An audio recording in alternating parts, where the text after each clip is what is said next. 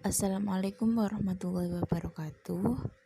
Perkenalkan, kami dari kelompok 7 atas nama Fitri Sintia Yulianingsih NIM 224, kemudian Nur Elisa Adiningsih NIM 238, dan Nur Rotulailiyah NIM 212. Kami akan mempresentasikan tentang implementasi strategi. Untuk slide 1 dan 2 akan dijelaskan oleh Fitri Sintia, kemudian dilanjut slide 3 dan 4 oleh Nurotulailiyah, kemudian slide 5 dan 6 dilanjut oleh Nur Elisa Adiningsih. Jadi, apa sih implementasi strategi? Implementasi strategi adalah jumlah keseluruhan aktivitas dan pilihan yang dibutuhkan untuk dapat menjalankan perencanaan strategis.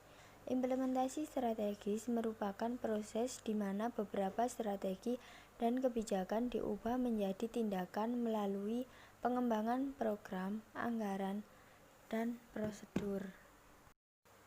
Selanjutnya yaitu tujuan jangka pendek.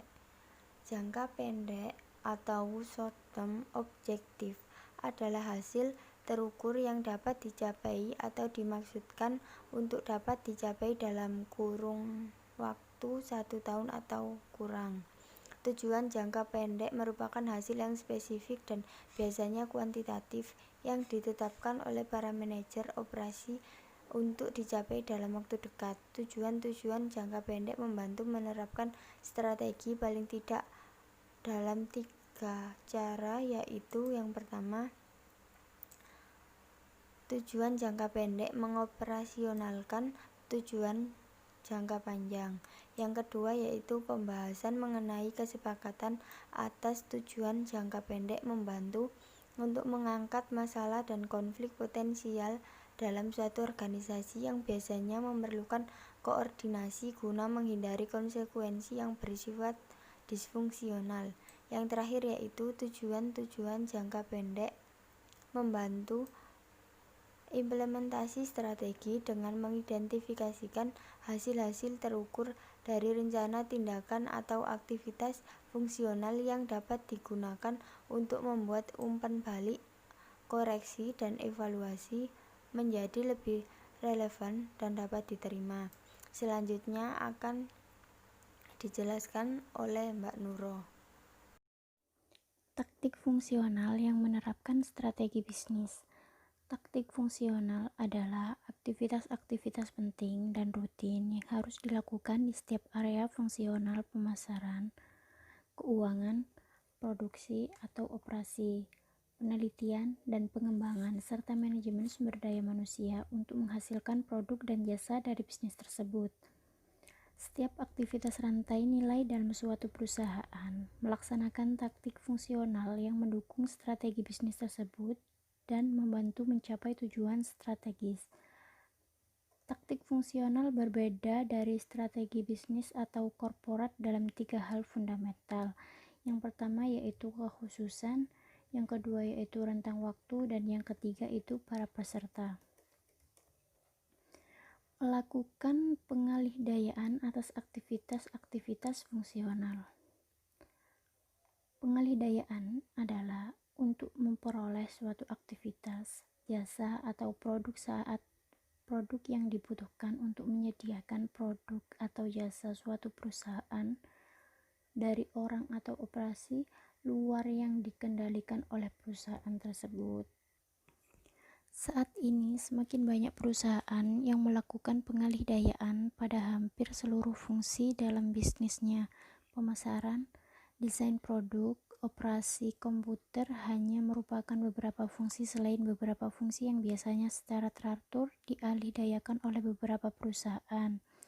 Contohnya invoice, perusahaan pengalih-dayaan pusat layanan pelanggan via telepon pertama kali yang berbasis India, diikuti oleh beberapa tipe pengalih-dayaan lainnya. Saat ini melakukan pengalih-dayaan atas beberapa aktivitas perakitan perangkat lunak pada Amerika Serikat. Pemimpin penyedia jasa pengalih daya ternyata melakukan pengalih-dayaan kepada pihak lain.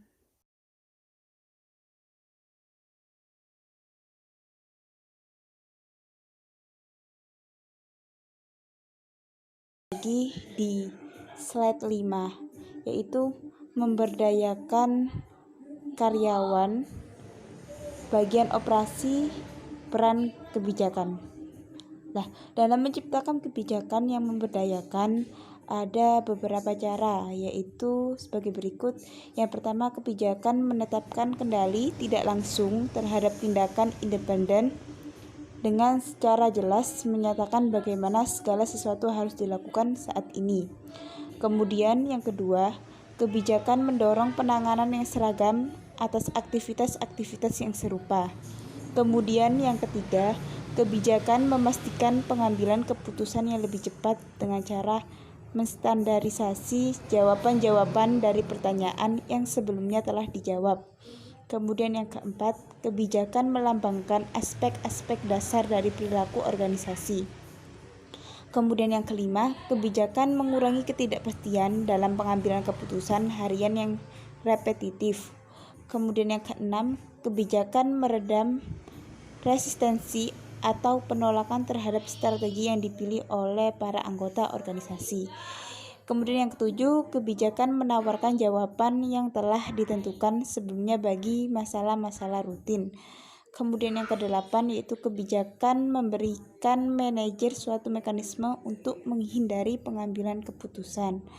Nah, yang dilakukan secara tergesa-gesa dan tidak dipikirkan masa-masa dalam operasi yang berubah. Kemudian di slide selanjutnya, slide 6, yaitu program kompensasi bonus. Di sini ada jenis-jenis kompensasi bonus. Yang pertama ada opsi saham, yaitu memberikan eksekutif suatu hak untuk membeli saham perusahaan pada harga tertentu di masa depan.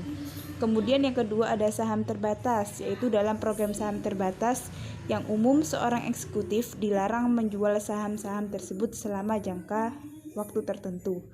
Kemudian ada yang ketiga ada borgol emas, yaitu mengacu pada program saham terbatas.